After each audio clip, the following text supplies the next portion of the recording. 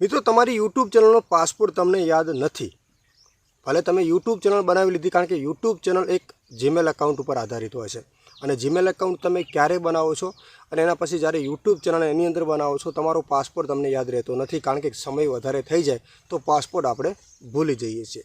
તો આ video special એના માટે છે મિત્રો, જેટલા પણ આપણા યુટ્યુબરો છે એમના માટે ખાસ વિનંતી છે કે જો તમે તમારો પાસવર્ડ ભૂલી ગયા છો, તમને યાદ નથી, તમારું અકાઉન્ટ એટલે કે જે યુટ્યુબ ચેનલ છે તમારા ફોનની અંદર ચાલુ છે, પણ ઘણી વખત મિત્રો આપણે ફોન ચેન્જ કરવો હોય છે। દાખલા તરીકે આ ફોનની અંદર આપણું અકાઉન્ટ યુટ્યુબનું ચાલુ છે અને આપણે બીજા અકાઉન્ટ મતલબ બીજા નવા ફોનની અંદર અકાઉન્ટ ખોલવું હોય છે, તો આપણે જરૂર પડે છે મિત્રો પાસપોર્ટની।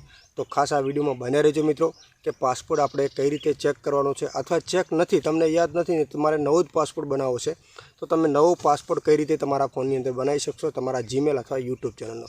તો વિડીયોમાં કન્ટિન્યુ બન્યા રહેજો। ચેનલની અંદર નવા હોય તો ખાસ આપણી ચેનલને સબસ્ક્રાઈબ કરી લેજો। આપણી ચેનલની અંદર હંમેશા માટે મિત્રો આપણા દરેક ગુજરાતી લોકોને જે એન્ડ્રોઈડ ફોન યુઝ કરે છે, જે યુટ્યુબ યુઝ કરે છે, એમના માટે ખાસ જરૂરી વિડીયો હોય છે દરેક, અને દરેક ઘરે બેઠા મિત્રો શીખી શકે કે કઈ પ્રોસેસ આપણે કઈ રીતે કરવી। યુટ્યુબના રિલેટેડની મારી પાસે જેટલી પણ નોલેજ હોય છે દરેક નોલેજના મેં વિડીયો બનાવેલા છે। અને મિત્રો ખાસ આ વિડીયો તમને ગમે તો કોમેન્ટ કરજો, અને તમારી કોમેન્ટના જવાબ જોવા માટે આપણી નવી ચેનલ છે ટેકનિકલ જય ગોગા બ્લોગ્સ, આપણી રિયલ લાઈફના વિડીયો છે મિત્રો, ખાસ સપોર્ટ કરજો આમાં। તો વિડીયોની આપણે શરૂઆત કરીએ। તો મિત્રો સમજી લો કે આપણે કોઈ પણ જ્યારે આપણે નવો ફોન લઈએ એટલે એક જીમેલ એકાઉન્ટ આપણા ફોનની અંદર બનાવવું જ પડે છે, અને જીમેલ એકાઉન્ટ વગર આપણો ફોન ક્યારેય પણ ચાલુ થતો નથી, કારણ કે યુટ્યુબ ચાલુ કરવા માટે અકાઉન્ટની જરૂર પડે છે। એટલે જીમેલ એકાઉન્ટ તો તમે પહેલેથી બનાવી લીધું હશે, પણ તમને પાસપોર્ટની ખબર હોતી નથી, અથવા તમે નવી ઈમેલ આઈડી બનાવી છે એમાં તમે યુટ્યુબ ચેનલ બનાવી છે અને તમને પાસપોર્ટની ખબર નથી, તો આ વિડીયો તમારા માટે બેસ્ટ છે। ભલે તમારું જીમેલ એકાઉન્ટ ગમે તેટલું જૂનું છે, તમને પાસપોર્ટ યાદ નથી, દાખલા તરીકે આ મારો ફોન છે, હવે અમારા ફોનને 4 થી 5 વર્ષ થઈ ગયા છે। હવે જ્યારે મેં જીમેલ એકાઉન્ટ ફોનની અંદર બનાવ્યું છે, હાલમાં જે જીમેલ એકાઉન્ટ ચાલુ છે, હવે મારે ટ્રાન્સફર કરવું છે, બીજા ફોનમાં લેવું છે, તો મારે પાસપોર્ટની જરૂર પડવાની છે। હવે પાસપોર્ટ તો આપણને ખબર હોય નહીં, કારણ કે 3-4 વર્ષ કે 5 વર્ષ થઈ ગયા હોય, તો હવે પાસપોર્ટને આપણે ચેન્જ કરવો છે અને પછી બીજા ફોનની અંદર અકાઉન્ટ ખોલવાનું છે। તો એના માટે આપણે શું કરવાનું છે મિત્રો, જો કે હું તમને સ્ક્રીન નથી દેખાડવાનો ખાસ, કારણ કે અહીંયા અમુક સિસ્ટમ યુટ્યુબના વિરુદ્ધ હોય છે, પણ હું જે કહું છું એમાં ખાસ ધ્યાન આપજો। જે હું તમને સેટિંગ કહું છું એ તમારે ખાસ તમારા ફોનની અંદર શોધવાનું છે, કઈ જગ્યાએ તમને મળશે એની બધી માહિતી વિડીયોમાં તમને આપવાનું છું, બસ વિડીયોમાં કન્ટિન્યુ બને રહેજો। સૌથી પહેલાં તો મિત્રો તમારા ફોનની અંદર એક જીમેલ નામનું એક ઓપ્શન આવે છે, જીમેલ, જેનાથી જે જીમેલ એકાઉન્ટ છે એના આધારિત આપણી યુટ્યુબ ચેનલ હોય છે।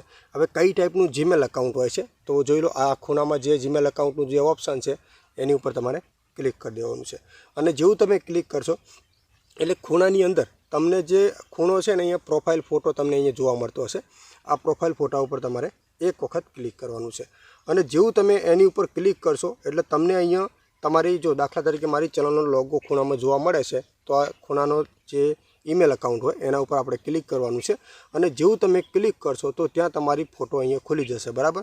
હવે ફોટો ખુલી જાય એટલે કમ્પ્લીટલી લોગો અહીંયા ઈમેલ આઈડી આખી દેખાડે છે, એટલે હું તમને અહીંયા દેખાડીશ નહીં, પણ તમારે ધ્યાન આપવાનું છે કે ઉપરની સાઈડ તમારી ઈમેલ આઈડી લખેલી છે, નીચેની સાઈડ પ્રોફાઇલ ફોટો હશે, ત્રીજા નંબરમાં છે તમારી યુટ્યુબ ચેનલ જે હોય એનો લોગો જોવા મળતો હશે, અને ચોથા નંબરમાં લખેલું છે ગૂગલ અકાઉન્ટ મેનેજ કરો, મતલબ ગૂગલ અકાઉન્ટ મેનેજ કરો, બરાબર, મેનેજર લખે, જો ઇંગ્લિશમાં હશે તો ગૂગલ મેનેજર કેવું કંઈક લખેલું હશે, અને જો ગુજરાતી છે તો ગૂગલ અકાઉન્ટ મેનેજ કરો, આ ટાઈપનું તમને એક ઓપ્શન જોવા મળી રહેશે ખાસ, તો તમારે એના ઉપર ક્લિક કરી દેવાનું છે।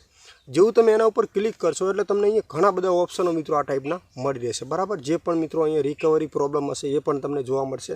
તો અહીંયા તમને પહેલાં તો સૌથી નીચે થોડાક આવશો એટલે તમને અહીંયા પહેલા નંબરમાં છે વ્યક્તિગત માહિતી, બીજા નંબરમાં છે સુરક્ષા અને સાઇનઅપ, ત્રીજા નંબરમાં છે ગૂગલ પાસપોર્ટ, ચોથા નંબરમાં છે ત્રીજા પક્ષના કનેક્શનો, ચોથા નંબરમાં છે પાંચમા નંબરમાં ડેટા અને પ્રાઇવેસી।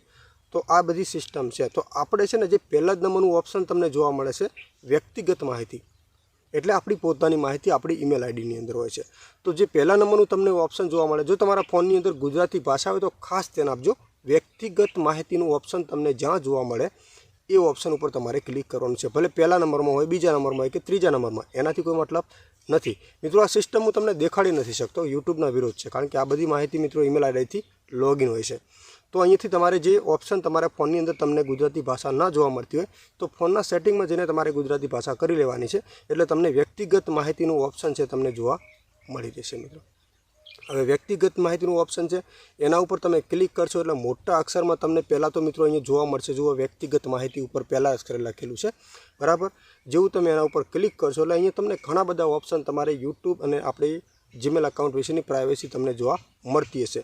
તો હવે અહીંયાથી સૌથી નીચે આવી રીતે સ્લાઇડ કરી દેવાનું છે, સૌથી નીચે જતું રહેવાનું છે અને થોડાક આપણે બેકઅપ આવશો એટલે અહીંયા તમને એક ઓપ્શન જોવા મળશે, ગૂગલ સેવાઓની અન્ય માહિતી અને પસંદગીઓ, અને નીચે એક ઝીણા અક્ષરમાં લખેલું છે તમારી ઓળખ ચકાસણી અને વેબ સેટિંગ, અને નીચે લખેલું હશે પાસવર્ડ.